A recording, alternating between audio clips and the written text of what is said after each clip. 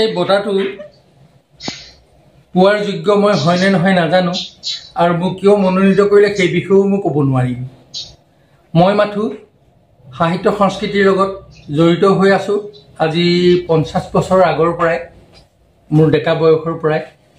আৰু মই একচুৱেলি কোনো বঁটা বাহন পাবৰ বাবেহে যে সাহিত্য সংস্কৃতিৰ সেৱা কৰোঁ বা জড়িত হৈ আছোঁ সেইটো বুলি কোনো কথা নহয়। মই এই বঁটাটো অপ্ৰত্যাশিতভাৱে যেতিয়া মোলৈ আগবঢ়ালে মই নিজেই আচৰিত হৈছোঁ আৰু ইমানেই মই প্ৰকাশ কৰিব পৰা নাই, মই ভাৱ প্ৰকাশ কৰিব নোৱাৰোঁ মই কিমান আনন্দ অনুভৱ কৰিছিলোঁ। যিটো বস্তু মই কেতিয়াও ভবা নাছিলোঁ, ভূপেন হাজৰিকা এৱাৰ্ড পাম বুলি মই সপোনতো ভবা নাছিলোঁ। আৰু যেতিয়াই মোলৈ অফাৰটো আহিল মই নিজেই আচৰিত হৈছিলোঁ। যিহেতুকে মই নিজে ভাল পাওঁ বাবেহে সাহিত্য সংস্কৃতিৰ ক্ষেত্ৰখনৰ লগত জড়িত হৈ আছিলোঁ, কোনো বঁটা বাহনৰ বাবে কেতিয়াও হোৱা নাছিলোঁ।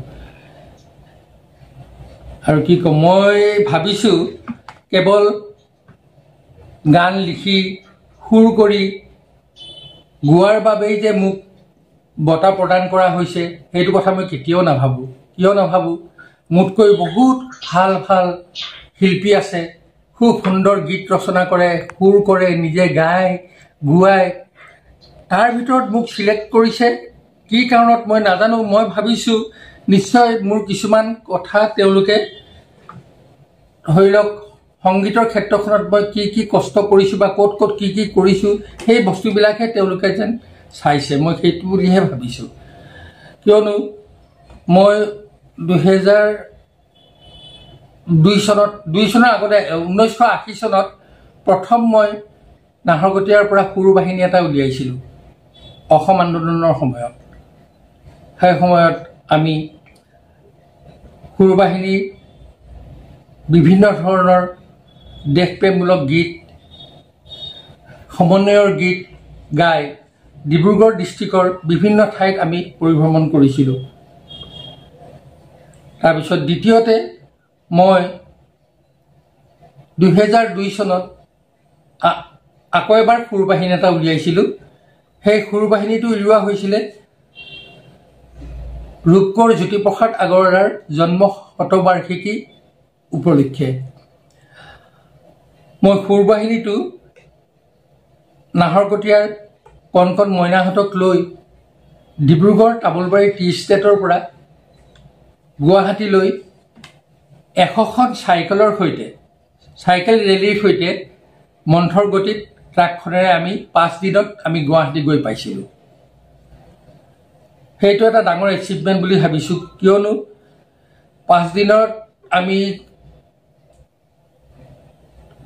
প্ৰথমে শিৱসাগৰত ৰাতি হৈছে, তাত আমাক থকাৰ ব্যৱস্থা কৰি দিছে, আমাক আদৰণি জনাইছে। তাৰপিছত আকৌ দেৰগাঁৱত আমাক আদৰণি জনাইছে, ৰাতি হৈছে। তাৰপিছত তেজপুৰত ভোমোৰাগুৰি হৈ গৈছোঁ, তেজপুৰৰ পৰা মংগলদৈত ৰাতি আছোঁ, তেজপুৰত ৰাতি আছোঁ। তাৰপিছত আমি মংগলদৈৰ পৰা আমি গুৱাহাটী গৈ পাইছোঁ। গতিকে ইমান দীঘলীয়া হেৰি এটা লৈ আমি যে গৈছিলোঁ সুৰ বাহিনী লৈ, সেইটো মোৰ এচিভমেণ্ট বুলি মই নিজে ভাবিছোঁহে। মোৰ অকল গান গোৱাৰ কাৰণেই যে এইটো মোক দিছে মই সেইটো কেতিয়াও নাভাবোঁ। আৰু এটা কথা ক'ব বিচাৰিছোঁ, মই 1990 চনত মই মোৰ সংগীত বিদ্যালয় এখন প্ৰতিষ্ঠা কৰিছিলোঁ নাহৰকটীয়াত, 1990 চনতে। সেইখন আজি পৰ্যন্ত খুব সুচাৰুৰূপে ধুনীয়াকৈ চলি আছে। সেইটো এটা কাৰণ বুলি থাকিব পাৰে বুলি মই ভাবোঁ। মই ভবা কথাখিনিহে কৈছোঁ। এনেইতো গান বহুতে গায়, ভাল গান গায়, ভাল লিখে, ভাল সুৰ কৰে, এইবিলাক বস্তু। আৰু এটা কথা মই ক'ব বিচাৰিছোঁ, মই অতি সুখী হৈছোঁ ডক্টৰ ভূপেন হাজৰিকাদেৱৰ আইকন এৱাৰ্ডটো পোৱাৰ কাৰণে মই যথেষ্ট সুখী। কাৰণ অসমৰ ৰাইজে শ্ৰদ্ধা কৰে, নাহৰকটীয়াবাসীয়ে শ্ৰদ্ধা কৰে। তেখেতৰ ওপৰত বহুতখিনি শ্ৰদ্ধা আছিলে, মোৰো আছিলে। আজি তেখেতৰ এনেকৈ এৱাৰ্ড এটা পোৱাৰ কাৰণে আমাৰ সকলোৱে, পৰিয়ালৰ সকলোৱে, আমি সকলোৱে অতিপাত সুখী হৈছোঁ। আৰু সেইটো ভাষাৰে বুজাব নোৱাৰোঁ। ভৱিষ্যতেও যাতে এনেকৈ এওঁ ৰাইজৰ হৈ সাংস্কৃতিক বিভাগৰে কাম কৰি যায়, সেয়ে আমি বিচাৰিছোঁ।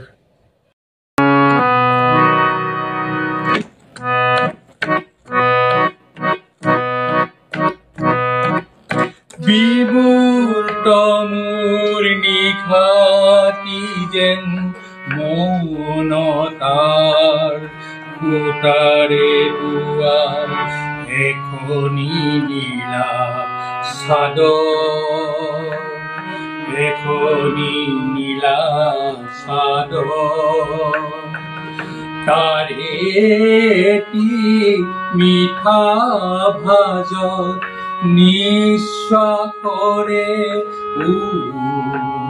আৰু জীয়া জীয়া এখনি নীলা চাদৰ।